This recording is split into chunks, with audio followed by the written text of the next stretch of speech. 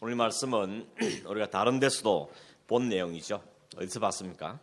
에베소서에서 5장 6장에 나오는 말씀과 내용이 거의 비슷하죠.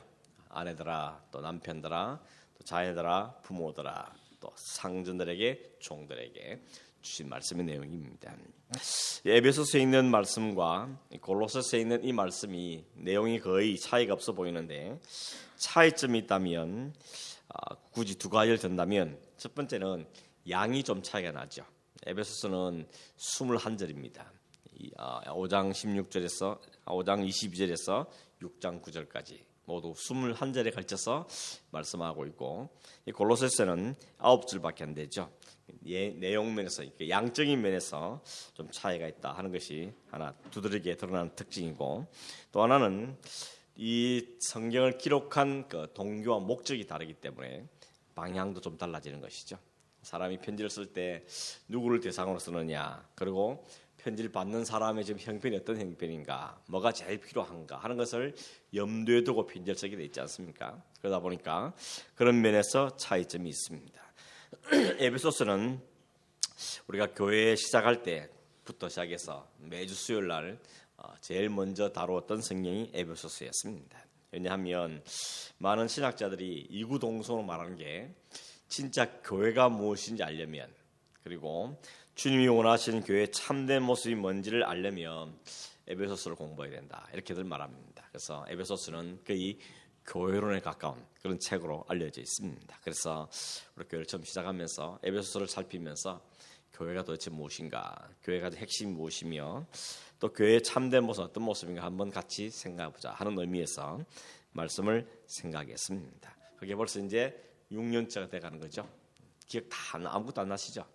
그냥 다음에 또 들으면 또 처음 듣는 것처럼 이렇게 들으시면 됩니다. 아무튼 여러분, 에베소서는 그런데 특별히 바울이 에베소에서 강조하는 뭔가 하면, 예수님은 살아계시고 부활하셔 살아계신 분이신데, 그 살아계신 하나님께서 특별히 어떻게 일하고 계시는가 하는 것을 교회를 통해서 보여주는 것입니다. 교회가 하나님의 살아계심과 예수님이 살아계시고 부활하셨던 사실을 드러내는, 증거하는 중요한 도구로 사용되는 것이 교회입니다. 교회 그러면 우리는 딱 이미 떠오르는 이미지가 건물을 생각하시고 또 어디 장소를 생각하시는데, 교회는 뭐라 그랬습니까? 그리스도의 몸인 교회는 너희라 그랬죠. 우리가 그리스도의 몸입니다. 옛날에는 구약시대는 건물로 성전이 있었지만, 신약시대는 건물의 성전 의미보다는 이제 모인 그리스도를 믿음으로 고백하는 사람들의 공동체, 이게 더 의미가 있는 것이죠. 그래서 성령이 너희 안에 거하는 줄 알지 못하느냐, 너희가 성전인 줄 알지 못하냐, 이렇게 말씀하시죠. 그러므로 구약시대에 있던 건물로의 성전들은 장차 진짜 성전 오실 예수 그리스도를 보여주기 위해서 존재했던 것이고, 성막도 그렇고 성전도 그렇고, 예수님이 오셨을 때 이 성전의 개념이 바뀌죠. 뭐라 그러십니까? 성전을 헐어버려라, 내가 사흘 만에 일으키겠다라고 말씀하시면서 자신의 육체를 가르쳐 하신 말씀을 이야기했죠. 예수님 자신을 가르쳐서 말씀하신 겁니다. 그게 역으로 추정하면, 그러면 구약에 있었던 모든 성전과 성막의 의미는 장차 오실 진짜 성전이신 예수 그리스도를 드러내기 위해서 존재했다는 것을 알 수 있는 것입니다. 이제 거꾸로 가면, 그 이후로 가면, 예수님 오신 이후에는 이제 어떤 의미를 바뀌는가 하면, 예수님이 참된 성전인데 이제는 예루살렘은 성전으로 다 회파되고 무너집니다. 그 이후에 성전은 누군가 하면 예수 그리스도를 구주로 모신 성도들, 성령이 그 안에 거하시는 성도들, 그 성도들이 성전의 역할을 하는 것입니다. 그래서 여러분, 요즘 우리가 말하는 식으로 성전이 더러졌다 하면 뭐가 더러져진 겁니까? 건물이 더러워진 게 아니고 우리가 더러워진 것입니다. 교회의 구성원인 우리가 하나님 앞에서 타락하고 범죄한 것이 성전의 타락인 것입니다. 요즘 여러분 새벽마다 우리가 마침 매일 성경에 에스겔서를 보고 있죠. 에스겔서에 보면 다 그런 내용입니다. 왜 이들이 망했는가? 이런 예루살렘 성전에서 그 답을 찾습니다. 성전이 타락하고 부패했다는 것은 사회 전체가 부패했다는 것이죠. 왜냐하면 구약시대는 성전이 이스라엘 백성들의 항상 센터이기 때문에, 중심이기 때문에 이 성전이 무너졌다는 것은 모든 게 무너지는 것입니다. 그만큼 성전이 차지한 위치가 많았던 것이죠. 아무튼 이 바울은 에베소서를 통하여서는 부활하시고 살아계신 그 주님께서 당신의 영을 통해서 하나님 교회를 어떻게 세워가시고 그 교회 어떻게 보존해 가시고 그 교회에 어떻게 이끌어 가신 걸 보여주므로 그리스도의 살아계심과 부활하심들을 증가하는 귀중한 도구로 사용해 오셨다는 것입니다. 그래서 여러분 이 바울이 에베소 5장 6장에 있는 아내들, 남편들, 또 부모, 자녀, 상전과 종에 대해서 이야기할 때도 이 교회의 관계와 떠나서 생각할 수 없는 겁니다. 단순히 가정 세미나 하는 게 아닙니다. 바울이 쭉 이야기하다 갑자기 난데없이 행복한 결혼 생활, 행복한 가정 생활 이런 거다. 그런 가정 세미나 하는 것이 아닌 것입니다. 그렇게 보면 오늘날 많은 분들이 이 에베소에 있는 본문이나 오늘 이 골로새에 있는 본문들을 그런 문맥을 무시한 채 그냥 가정 세미나 하듯이 행복한 가정 만들기 이런 주제로 이 말씀을 전하는 것은 본래의 취지와는 좀 다른 겁니다. 물론 이 안에 하나님께서 어떤 가정이 행복한 가정인가, 어떤 가정이 복된 가정을 말씀하는 건 맞습니다. 그러나 이 말씀을 처음 주신 말씀의 의도와는 별 관계없이 딱 떼놓고 이야기하면 그것은 하나님이 진짜 바울을 통해서 주시고자 했던 진짜 의도와는 거리가 먼 그렇게 말씀드릴 가능성이 많다는 것입니다. 오늘 본문도 마찬가지입니다. 골로새서에서 이 말씀이 주어진 이유와 동기가 무엇인지를 그걸 무시한 채 그냥 오늘 보면서 아내들이 어떻게 되는지, 남편이 어떻게 되는지, 또 부모는 어떻게 되고 자녀는 어떻게 되는가 라고 가정 세미나로만 가면 주님이 골로새서에 주신 그 말씀이 진짜 의도와는 좀 거리가 멀게 되는 것입니다. 그런 의미에서 오늘 그 의도가 무엇인지를 좀 함께 나누기를 원합니다. 여러분 이 가정에 대한 이야기하는 이 편지를 쓴 사람이 누구죠? 사도 바울이죠. 바울은 결혼을 했습니까? 안 했습니까? 결혼 안 했습니다. 그죠? 총각입니다. 그러니까 웃기죠. 총각이 우리 가정을 이룬 사람들 향하여서 남편은 이렇게 되고 아내는 이렇게 되고 경험도 없는 분이 이런 일 한다는 거죠. 그것만 봐도 바울이 진짜 말하고 싶은 것이 어떻게 하면 남편 노릇 잘하고 어떻게 하면 아내 노릇 잘할 것인가 그걸 말하는 게 목적이 아니라는 것을 알 수 있는 것입니다. 에베소서는 그리스도와 교회의 관계를 설명하기 위해서 남편과 아내 이야기를 하는 것입니다. 그래서 그리스도와 교회의 관계는 남편과 아내의 관계를 통해서 배워가라는 것입니다. 그래서 오늘 우리가 하나님 우리에게 결혼 제도를 주시고 남편과 아내로 살게 하신 그 이유 중에 중요한 이유 중에 하나가 뭔가 하면 그 삶을 살면서 교회가 뭔지 그리스도가 어떻게 교회를 사랑하시는지 그리고 교회는 그리스도가 어떻게 복종해 가야 되는지 하는 그 관계를 배워가기를 원하시는 것이 진짜 목적인 것입니다. 더 나아가서는 그게 천국이죠. 하나님 나라에 가면 천국은 바로 이런 곳이라는 것입니다. 하나님께서 그 당신의 백성을 어떻게 사랑하시는지 그리고 우리는 그 하나님을 어떻게 복종하고 순종해야 되는지 그것을 배워가는 과정이 가정이라는 것입니다. 그래서 가정을 통하여서 하나님 나라를 배워가는 과정이라고 볼 수가 있는 것입니다. 골로새서는 또 조금 다른 면이 있습니다. 어떻게 다른가 하면 우리가 지금까지 3장까지 쭉 골로새서를 살펴보았는데 이 골로새 교회는 바울의 제자였던 에바브라를 통하여서 복음이 증거되고 거기에 교회가 세워졌다 그랬죠. 그래서 에바브라가 개척한 교회다. 이렇게 우리식으로 말하면 그렇게 말할 수 있겠습니다. 그들이 교회가 복음을 듣고 교회가 세워졌는데 얼마 있지 않아서 교회가 큰 혼란을 겪게 됐다 그랬죠. 그 이유는 뭔가 하면 거짓 교사들이 와서 바울이나 혹은 에바브라가 전했던 복음과는 다른 좀 뺐다간 왜곡된 복음을 전한 것입니다. 그게 뭔가 하면 어떻게 믿음으로만 구원받냐. 예수를 믿는 건 정말 중요하지. 그러나 삶이 따라야지. 행함이 없는 믿음이 어떻게 온전한 믿음이냐 하는 걸 가지고 성도들을 혼란에 가지게 만들었습니다.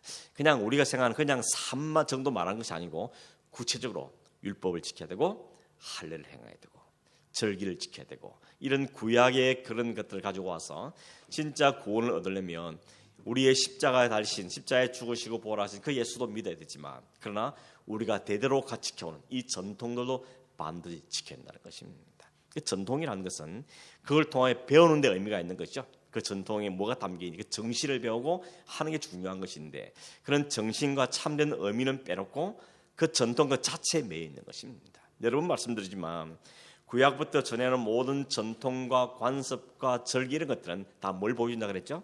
예수 그리스도를 설명하기 위해서 존재한 것입니다.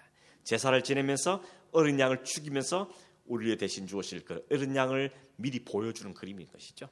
성전에 봉사하면서 우리를 만나주시는 하나님, 도저히 하나님 만날 수 없는 우리들을 그리스도의 휘장을 찢으심으로 하나님 만나게 하신 이 사건을 통해서 그리스도를 설명하는데 모든 게 다 초점이 맞춰 있는 것입니다. 그러므로 그리스도가 없는 절기는 허위인 것입니다. 허례의식인 것입니다. 아무 의미가 없는 것입니다. 오늘 우리식으로 말하면 우리가 예배를 드리고 찬송을 하며 기도를 하고 말씀을 읽고 하는 것들이 왜 합니까? 하나님과 관계, 그리스도의 관계 속에 설명되듯이 그리스도 없이 하는 것은 아무 의미가 없는 것입니다. 그래서 말하겠습니까? 주기도문에 기도가 빠지면 주문이 되는 겁니다. 중이 연불하는 거나 우리가 아무 없이 주기도 외우는 거나 다를 바가 없다는 것입니다. 핵심 빠져, 그리스도가 빠져버리면 의미가 없는 것이죠. 찬양도 굉장히 위험한 겁니다. 때때로 그런 경우 할 때가 많아요. 4절까지 불렀는데 부르고 나서 뭘 찬송인지 모르는 경우가 있죠. 기억이 안 나. 아무것도 기억이 안 나. 그 열심히 부르긴 불렀는데 내용은 별로 없이 그냥 부르기만 부른 거예요. 그렇게 되면 찬송이 아닌 것이죠. 그러면 진짜 그냥 노래한 겁니다. 노래방 가서 노래 부르듯이 곡만 찬송으로 바뀐 것이지 그 의미가 없다면 그것은 진정한 찬양이 되기가 어려운 것입니다. 그래서 여러분 찬양의 가사를 깊이 묵상하면서 이 가사가 내게 어떤 의미인지 생각하고 그게 부르는 게 중요한 것이죠. 그래서 여러분 찬양 인도자들이 힘든 거예요. 그래서 이 성도 수준도 봐야죠. 연령도 봐야 되죠. 곡도 봐야 쉬운지 어려운지 찾아보고 이게 쉽지 않습니다. 그래서 고민이 많은 겁니다. 저도 찬양인도를 잘 못해가지고 언제든지 찬양인도 안 하고 싶은 마음들이 많았던 사람 중에 한 명인데 막 교육자에 돌아가면서 하라 그러니까 안 할 수도 없고 막 고민이 많았던 분이었습니다. 내용은 이게 쉽지 않습니다. 아무튼 그래서는 찬양할 때도 항상 제가 앞에 앉으면서 열심히 하려고 노래를 합니다. 왜냐하면 안 그러면 생각이 딴 데 날아가고 그죠? 이분 노래를 부르는데 생각은 딴 데가 있는 것입니다. 그런 경험 해보셨죠? 다 범법자들, 경험자들이죠. 그래서 우리의 찬양도 그렇고 우리의 봉사도 마찬가지고 모든 것이 그리스도의 관계 속에 이게 해석이 안 되면 그것은 다 헛수가 되고 마는 것입니다. 에너지 다 소비하고 은혜는 없는 겁니다. 그래서 후회만 오고 지치기만 하고 그렇게 될 가능성이 많다는 것입니다. 지금 바울이 지적한 그겁니다. 절기 중요하지, 할례 중요하지, 율법도 중요하지. 근데 왜 중요하냐는 겁니다. 그것이 그리스도를 설명하기 때문에 중요한 것들인 것이죠.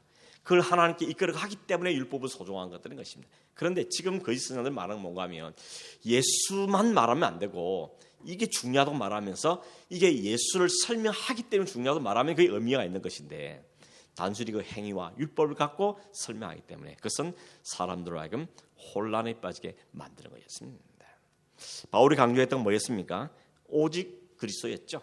오직 십자가와 복음, 예수 그리스도의 십자가의 복음, 그 십자가 부활, 이것이 그 모든 핵심이 돼야 되는데 그 예수도 중요하지만 이게 또 중요하다고 말해버리니까 성도라금 헷갈리게 만드는 분위기가 생겼다는 것입니다. 그래서 바울은 그렇게 말하죠. 그래서 골로새 1장 2장에 뭘 많이 강조했습니까?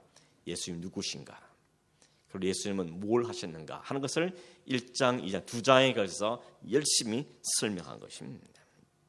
예수님 누구라 그랬죠? 하나님의 이미지다. 하나님의 형상이라. 보이지 않는 하나님을 보도록 오신 분이다. 그분은 곧 하나님이라고 말씀하셨습니다. 뿐만 아니라 그분은 처음부터 계셔서 천지 만물을 만들 때부터 계셨고 지금도 그 천지 만물을 움직이고 계시고 나중에 천지 만물을 닫을 분이라는 것입니다. 시작도 그분에 의해서 과정도 그분에 의해서 마지막도 그분에 의해서 심판으로 끝내실 분이라는 것이죠. 그래서 by him, for him이라고 그랬습니다. 그분에 의해서 시작된 역사, 세상이고 그분을 위해서 존재하는 게 세상이라는 것이죠. 예수는 창조주라는 것입니다. 뿐만 아니라 그분이 그렇게 창조주고 하나님이신 동시에 그분이 이 땅에 인카네이션 하셔서 교회를 위해서 자신을 내어주시고 죽으시고 다시 부활하심으로 자신의 십자가 부활을 통해서 교회를 인기시키고 교회가 존재한 교회의 근원이고 교회의 머리라는 것입니다. 그게 바울이 강조한 요소 그죠? 그래서 말하면 그 일 하심으로 우리에게 준 유익이 뭐냐 하면 하나님과 화목됐다는 것입니다.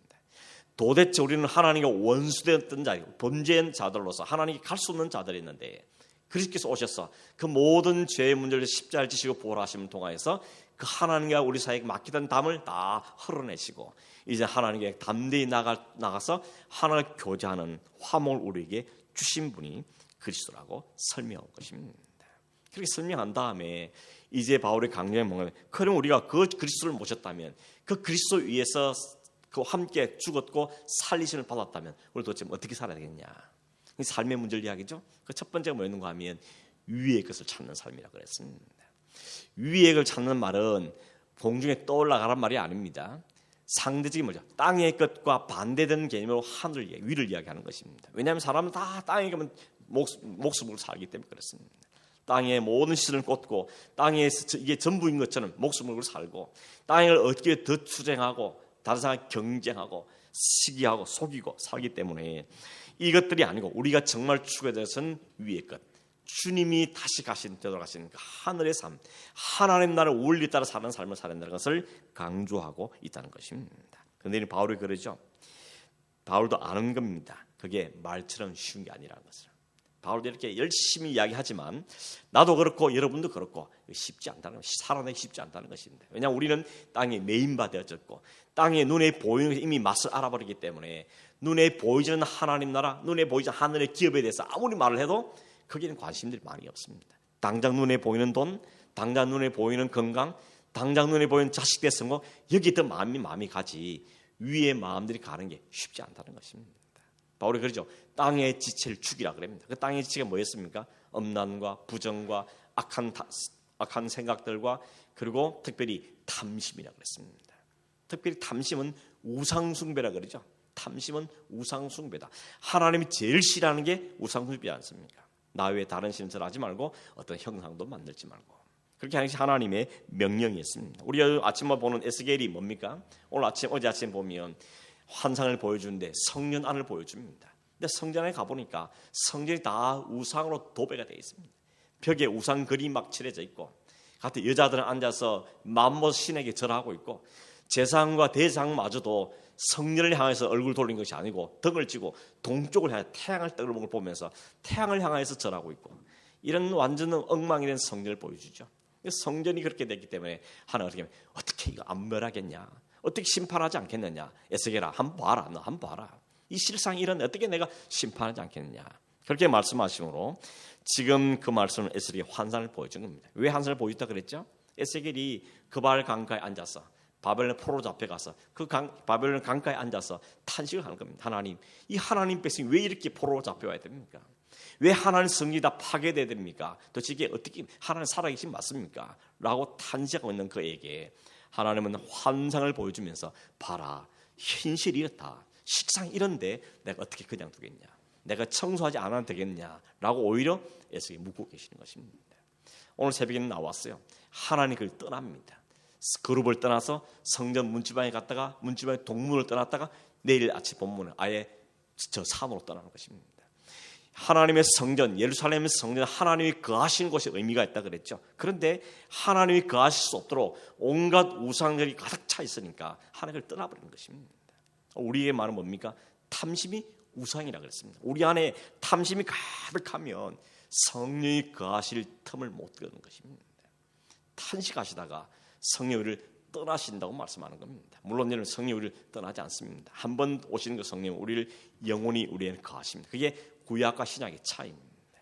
그러나 우리가 점점 이 탐심에 물들고 태산 버리지 못하고 살면 하나님 어떻게 하시냐 하시면 신약 시대는 구약 시대는 하나님을 떠났지만 신약 시대는 우리를 죽이시는 겁니다. 우리 안에 자꾸 하는 모든 우상들을 하나님 다 제거내십니다. 그걸 하나님이 죽이신다고 표현하는 것이죠. 바울이 지금 땅에 있는 지체를 죽이라, 분노와 노염과 악한 비방과 거짓말과 이런 걸 다 버리라고 말하는데 니네들 실력으로 못하는 걸 내가 안다는 겁니다. 하나님께서. 그래서 성령께서 하나님의 말씀의 금을 들고 찾아오셔서 우리에게 그 일을 하시는 겁니다. 우리 찔러 쪼개고 잘라내고 뜯어내고 하신다는 것입니다. 그래서 그 일을 하는 과정이 쉽겠습니까? 어렵겠습니까? 고통스러운 것입니다. 이미 여러분 그런 경험을 하시는 분도 많죠. 하나님이 완전히 죽이셔가지고 땅바닥까지 저 바닥에 처박혔다가 겨우 소생하신 분 계시죠. 그 과정이 쉬웠습니까? 쉽지 않습니다. 그런데 왜 그렇게 하십니까? 그렇게 해야만 우리가 살기 때문에 그렇습니다. 그 과정을 겪지 않으면 우리가 제대로 하나님의 거룩한 백성 살아날 수 없기 때문에 하나님 우리를 사랑해서 그 아픈 마음을 가지고 우리를 때리시는 겁니다. 채찍질하시고 칼로 도려내시고 상처와 고통을 겪게 하셔서 우리 안에 있는 모든 악의와 비방과 부끄러운 마음을 잘라내시고 거짓말을 벗겨내시는 겁니다. 그리고 거기다가 예수 그리스도의 의의 옷으로 입히시는 것입니다. 그게 지금 바울이 말하는 것이죠. 벗어버리고 새 옷을 입어라. 그리스도 옷을 입으라고 말하는 게 의미가 있는 것이죠. 이렇게 그렇게 할 때 거기에는 하나님의 옷을 입힌 사람들에게 하나님의 긍휼과 자비가 입혀지고 겸손과 온유가 입혀지고 오래 참음과 용납함과 사랑과 그리스도의 평강이 우리를 감싸게 될 것이라고 말씀하는 것입니다. 이미 이런 경험을 하셨죠? 우리는 뭐 수치들이 다 제거되고 깨끗이 또 청소되고 대신에 하나님의 영이 충만 임하고 그래서 감사가 내 안에 나오게 되고 기쁨의 고백이 나오게 되고 찬송이 나오는 일들을 나도 모르는 사이에 이런 경험을 하게 됩니다. 그거에 깜짝 놀라게 되는 거죠. 어떻게 내 안에 이런 생각이 생길까? 이런 감사가 나올까? 나에게 어떻게 이런 말이 나올까? 이런 거룩한 말이 나올까? 누가 한 겁니까? 내 의지로 한 것이 아니고 성령께서 내 안에 일하신 것입니다. 그래서 오직 성령의 열매는 사랑과 희락과 화평과 온유함인데 뭐랍니까? 성령의 열매라는 겁니다. 내가 내 열심으로 해낸 것이 아니고 내가 내 지체를 막 죽여내서 만드는 게 아니고 성령께서 나를 죽여내시고 내 안에 그 일을 이루신 것이 성령께서 하신 일이라는 것입니다. 이 성령의 열매가 우리에게 맺혀질 때 이 성령에 맺힌 삶이 구체구체적으로 우리의 삶이 어디서 나타나야 되는가 하는 것이 오늘 본문인 것입니다. 오늘 본문은 이런 배경 속에서 나오게 된 겁니다. 그게 가정이고 사회라는 것입니다. 이렇게 그리스도인으로 충만한 사람, 이제 하나님의 사람으로 바뀐 사람들이 이 세상에 어떤 삶을 살아야 되는 것인가 하는 점을 이야기하는데 세상과 동떨어진 삶을 사는 것이 아니고 가정 안에서 우리의 사회 현실 속에서 직장 속에서 어떻게 드러나지는가 하는 것을 이야기해 주는 것이 오늘 본문에는 이야기인 것입니다. 그러면 처음 말씀드렸지만 단순히 행복 세미나 하는 게 아닙니다. 가정 행복을 위한 세미나 하는 것이 아니고 우리가 어떤 과정들 겪어서 살아왔고 그 삶이 우리의 가정의 현장에서 우리 직장 현장에서 어떤 모습으로 나타나야 되는가 하는 것을 연결시켜서 이 말씀 지금 하고 있는 것이죠. 그런 의미에서 한번 보시죠. 18절에 아내들아 남편에게 복종하라. 아내들아 남편에게 복종하라 끝내지 않고 뒤에 한마디 붙였죠. 이는 주 안에서 마땅하다 그럽니다. 주 안에서 마땅한 성도의 삶은 아내가 남편에게 복종하는. 복종하는 말이 좀 거슬리죠. 기분 나쁘죠. 복종하는 말 뜻은 뭔가 하면 맹목적인 복종을 말하는 게 아니고 질서에 순종한다는 뜻입니다. 그 질서는 뭔가 하면 하나님이 정해진 질서에 내가 동의하고 순종한다는 것입니다. 하나님이 정하신 질서가 뭡니까? 고린도서 11장 3절에 남자의 머리는 그리스도요 여자의 머리는 남자요 그리스도의 머리는 하나님이시라. 11장 8절 9절에 남자가 여자에게서 난 것이 아니요 여자가 남자에게서 났으며 또 남자가 여자를 위하여 지음을 받지 아니하고 여자가 남자를 위하여 지음을 받은 것이다. 하나님이 세우신 창조의 질서는 뭡니까? 하나님, 그리스도, 남자, 여자. 이게 하나님의 창조의 질서입니다. 이걸 우리가 인정한다는 것입니다. 여자들이 하나님이 이렇게 질서를 만드셨구나 하는 것을 인정함으로 그 하나님이 인정하신 질서에 순종하는 게 바로 이게 말은 복종한다는 말의 의미 포함하고 있는 말의 의미인 것입니다. 이걸 깬 게 누굽니까? 하와였죠. 하와. 지가 먼저 따먹고 남편에게 주어서 남편을 먹게 만든 것입니다. 하나님의 질서를 깨뜨리는 그걸 우리는 죄라는 것입니다. 단순히 남녀 관계뿐만 아니고 하나님, 그리스도, 인간, 만물, 자연들 존재하는데 이제는 자연을 숭배하면 질서를 깨뜨리는 것이죠. 사람이 하나님을 위로 섬겨야 되는데 동물을 섬기고 만물을 섬기고 돈을 섬기면 하나님 질서를 깨뜨리는 겁니다. 이게 바로 하나님 말씀에 복종하지 않는 것이거든요. 그걸 대표적인 것은 남편과 아내의 관계를 통해서 그 질서를 설명하시면서 하나님께 복종해야 될 삶을 우리에게 보여주는 것입니다. 무조건 복종한 말이 아닙니다. 주 안에서 하라고 이야기했죠. 주님 안에서. 그것이 하나님 뜻에 합한가 생각해보고 그리스도 안에서 이루어지는 것이죠. 오늘 성경에 많이 반복되는 단어는 뭔가 하면요. 주 혹은 주 안이라는 뜻입니다. 주님 안에서 복종하고 주님 안에서 사랑하고 주님처럼 복종하고 주님께 하듯 하고 모든 게 중심이 주님이라는 것이죠. 그러니까 우리의 모든 관계는 항상 삼각형입니다. 제가 세 가지 공부할 때도 여러분 이야기 들었는데 우리의 관계는 삼각형이 뭔지 아십니까? 나와 너 사이는 그냥 1대1의 직선이죠. 그런데 우리는 삼각형의 말은 나와 너와 주님이 계시는 겁니다.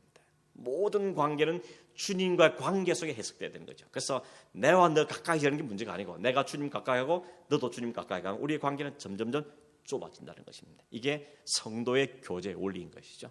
남편 아내가 어차피 좀 잘 살아봐야지 그 노력만 되는 게 아니고 남편은 주님을 열심히 닮아가고 아내가 남편을 주님을 열심히 닮아가면 두 사이는 점점 그 관계는 좁아진다는 겁니다. 그게 바로 가정에 주어진 하나의 원리인 것이죠. 여러분, 그러면 남편은 아내를 어떻게 했나 그럽니까? 남편은 아내를 어떻게 해야 되죠? 남편들아 아내를 사랑하고 괴롭게 하지 말라 그럽니다. 이 괴롭게 하지 말은 뭔지 아십니까? 이 단어의 뜻은 뭔가 하면 마음에 쓴 마음이 생기지 않게 하라는 뜻입니다. 마음이 쓰게 하지 말라는 거죠. 쓴 마음이 생기면 나중에 아내들이 남편을 포기해버리잖아요. 그래, 너는 내대로 살아. 나는 내대로 산다. 없는 것처럼 살지 뭐. 이렇게 살게 되는 거죠. 마음에 썬 뿌리가 생기지 않도록 하라는 그런 의미를 담고 있습니다. 많은 남편들이 대부분이 철없는 남편들이 그렇게 하는 게 많죠. 아내를 마음에 쓰게 만듭니다. 포기하게 만들고 상처를 자꾸 안주게 되는 것이죠. 그러나 여러분 에베소 5장에서는 아내를 사랑하라 그랬는데 그 어떻게 사랑하라 그랬죠? 그리스도께서 교회를 사랑한 것 같이 어떻게 사랑했죠? 자기 몸을 내어준 사랑이죠. 그게 남편이 해야 될 사랑의 모습인 것입니다. 그러니까 남편들은 진짜 할 말 없습니다. 그리스도께서 교회를 위해서 자기를 내어준 것 같이 그게 남편이 아내를 사랑해야 될 기준입니다. 네가 나한테 하는 거 봤어. 이게 아니고 그리스도께서 교회를 위해서 언제 사랑했죠? 원수 되었을 때. 원수된 우리를 위해서 주님이 자신의 몸을 내어준 게 주님의 사랑입니다. 그러니까 여러분 사실 따져보면 아내가 남편에게 복종하는 것보다는 남편이 아내를 사랑하는 게 훨씬 힘든 겁니다. 원수를 할지라도 자기 몸을 내어준다는 거죠. 이게 안 쉽죠. 이 왼수 그럼 어떻게 하면 갈라서지 않습니까? 오늘 우리 시대는. 근데 그게 아니고 그 원수를 하나님 원수된 사람에서 자기 몸을 내어준 것이 하나님의 그리스도의 사랑이죠. 그게 아가페 사랑이라는 것입니다. 그렇게 사랑이 어떻게 가능하다 그러죠? 주 안에 있는 사람이 가능하다는 것입니다. 주님 밖에 있는 사람은 도대체 그 사랑을 해낼 수가 없습니다. 다 이타적이고 이기적이고 계산을 때리기 때문에 사랑 못한다는 겁니다. 근데 우리는 그 사랑을 받았기 때문에 그 사랑을 입었기 때문에 그 사랑을 흉내라도 가능하게 되는 것입니다. 그 사랑에게 부어졌기 때문에 그 사랑이 흘러가게 된다는 것입니다. 그래서 감히 바울은 우리에게 그리스도께서 우리를 사랑한 것처럼 사랑하라고 감히 명령하고 있고 우리는 그 말씀에 아멘을 하는 것입니다. 내 실력을 아니지만 이미 내 사랑이 그 사랑에 부어졌기 때문에 그 사랑을 경험했기 때문에 그 사랑이 내게 흘러나도록 사랑하겠다고 하나님 앞에 고백하게 아멘으로 하게 되어지는 것입니다. 자녀들은 부모에게 순종하라 그러죠. 그 안에 이게 주 안에서 기쁘게 하는 것이라고 말씀하고 있습니다. 여러분 부모의 역할이 뭔가 하면 성경의 부모의 역할은 뭡니까? 먹이고 키우고 그게 진짜 본질이 아니고 정말 성경의 가장 중요한 부모의 역할은 뭔가 하면 가르치는 겁니다. 성경은 그러죠. 앉았을 때나 일어설 때나 길을 갈 때나 집에 있을 때나 항상 자녀들을 주의 교훈과 훈계로 양육하는 것. 그게 부모에게 준 가장 큰 역할입니다. 그런데 오늘날 우리는 이 역할을 잘 버리고 있죠. 그 역할은 학교에서 하라 그러고 교회 학교 보내면 할 것처럼 생각하는데 아닙니다. 가장 중요한 역할은 부모에게 준 겁니다. 그래서 유대인의 교회의 훌륭한 게 그런 거죠. 부모가 자녀를 책임지잖아요. 자기 자녀는 부모가 책임집니다. 물론 내 마음에 다 되지 않지만 그래도 그 애를 가르치고 말씀 대하고 함께 밥상에 앉아서 이야기하고 이 과정을 겪으면서 그 자녀들을 훈계하고 양육하는 것입니다. 자녀들은 그 훈계를 기쁘게 받아야 되는 것입니다. 왜냐하면 거기에 주님을 기쁘시 하는 거죠. 뭘 배웁니까? 하나님의 말씀을 배우니까. 주의 뜻을 배우는 거기 때문에 부모를 통해서 하나님의 뜻을 알게 배우는 거기 때문에 기꺼이 부모는 자녀는 부모에게 그 말씀을 듣고 공경하고 순종하는 게 맞는 것입니다. 그 부모 사람에게 복종하는 것이 아니라 우리의 그 부모 되신 하나님 그분의 뜻, 그분의 말씀을 부모를 통해서 배워야 하는 것이 바로 자녀가 해야 되는 모습의 태도인 것입니다. 반대로 부모는 말합니까? 자녀들을 노엽게 하지 말라 그러죠. 자녀들을 노엽게 하지 말라. 그리고 낙심할까 함이라 라고 말합니다. 언제 자녀들이 노하든가요? 부모에 대해서 언제 노합니까? 기분 나쁠 때? 요구사항 안 들어줄 때? 그런 도 있겠죠. 그러나 언제 자녀들이 노하는가 하면 주의 교훈과 훈계로 양육하는 게 아니고 부모 자기 생각이나 자기 고집이나 자기 욕심이나 자기 야망을 갖고 교육하면 자녀들은 싫어하는 것입니다. 불편한 것이죠. 노여워하는 것입니다. 여러분 우리가 오해와 찾기 하는 뭔가 하면 자녀들을 통해서 대리만족하는 것은 위험한 것입니다.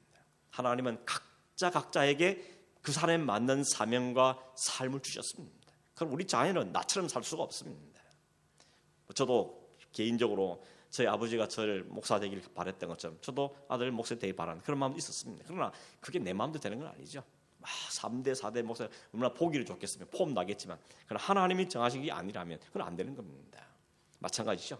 내가 자녀를 의사로 뭐로 키우고 싶어도 그것은 그냥 내 바람일 뿐이지 하나님 진짜 이 하루에 이루신 뭔지를 잘 살펴야 되는 것이죠. 그리고 그 일에 집중적으로 우리가 도와주고 또 지원해줘야 되는 것이죠.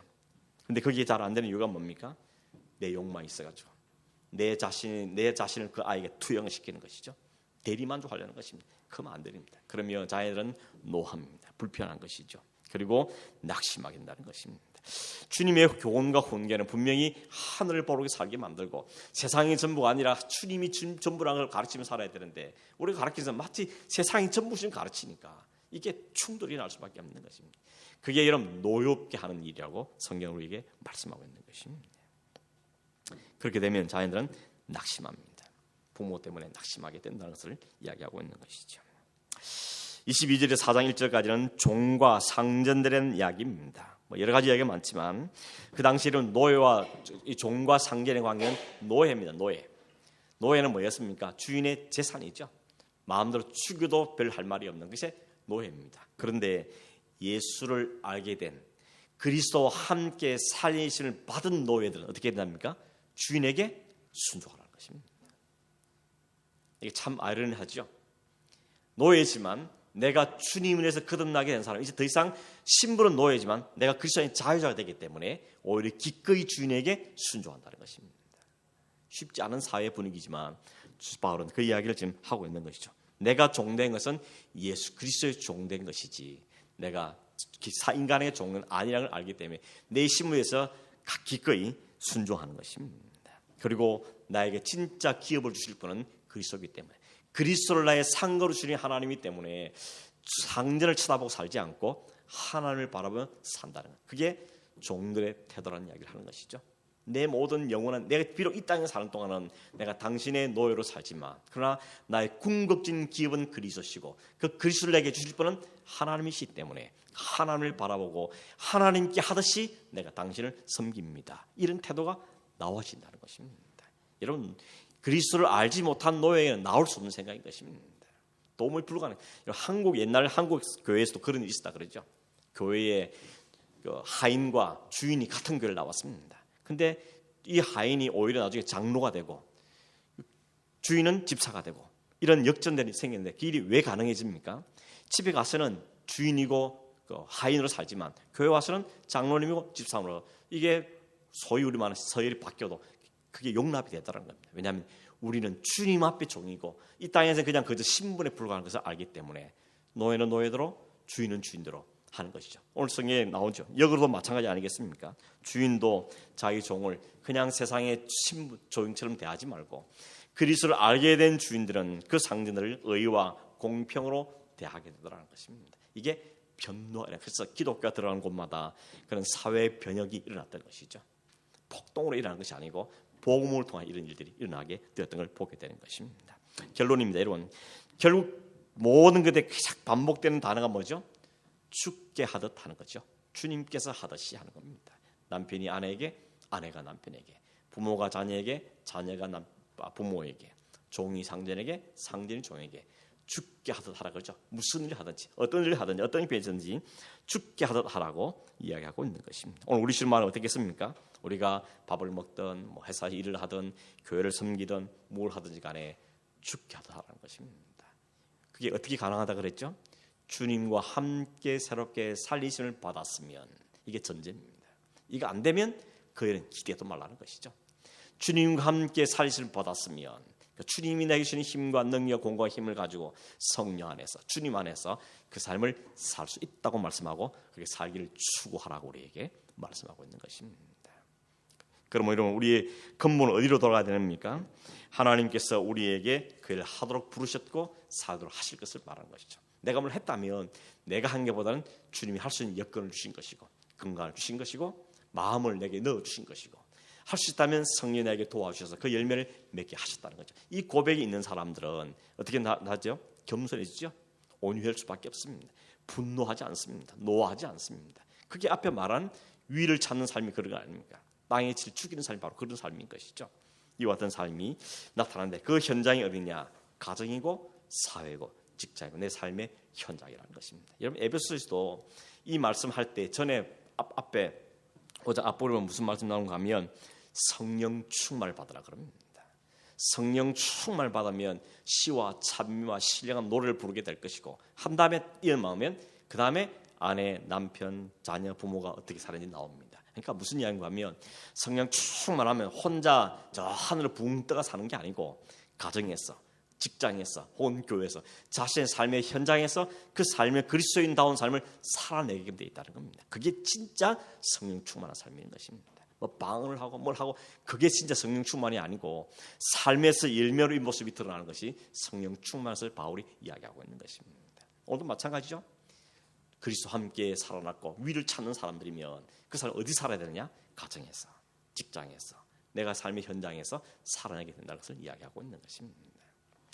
여러분 주님께 이미 우리 안에 일을 시작하셨습니다. 내게 그 모습이 좀 부족해도 주님이 하실 겁니다. 왜냐하면 우리를 선택하기 때문에 하나님 백성 사모하셨기 때문에 우리가 기꺼이 순종하면 주님이 순수하게 인도하실 것이고 자꾸 뻗당기면 하나님이 어렵게라도 끌고 갈 겁니다. 왜냐하면 목적지는 가야 되는 거기 때문에. 그럼 여러분 하나님을 부지런히 알고 순종하며 삶을 사는 사람이 그게 형통한 삶인 것입니다. 그게 형통한 삶이죠. 요셉이 감옥에 가도 총리가 돼도 하나님 이끌림을 받는 거죠. 그게 형통인 것이죠. 총리가 됐기 때문에 형통한 것이 아니라 하나님 이끌림에 잘 받아가는 게 형통한 삶인 것입니다. 이 형통한 삶을 살아가는 저와 여러분 되기를 주의 이름으로 축원합니다. 한번 기도하겠습니다. 고마우신 하나님 아버지, 오늘 우리가 그리스도인으로서 어떻게 살아야 될지를 말씀해 주시는데 그것이 우리의 율법으로 주신 것이 아니고 그리스도께 우리를 이끌어 오시는 그 삶의 열매로 나타나는 삶인 것을 우리에게 말씀해 주셨습니다. 하나님, 우리의 삶에서 이와 같은 성령의 열매들이 맺혀지는 은혜가 있기를 간절히 원합니다. 내가 내 지체를 죽일 수도 없고 내가 내 인생을 설리할 수도 없습니다. 주님이 내 삶의 주인 되어 주시고 내 안에 역사해 주셔서 이 일들이 일어나도록 도와주시고 이 열매들이 나타남으로 우리의 가정들이, 교회가, 우리의 사회들이 변화되는 역사들이 일어나도록 주님 도와주시옵소서. 순종한 자이 되기를 원합니다. 쓰임받는 자이 되기를 원합니다. 하나님 우리를 통하여 역사하시고 영광을 받아 주시옵소서. 그러하신 예수님의 이름으로 기도하옵나이다. 아멘.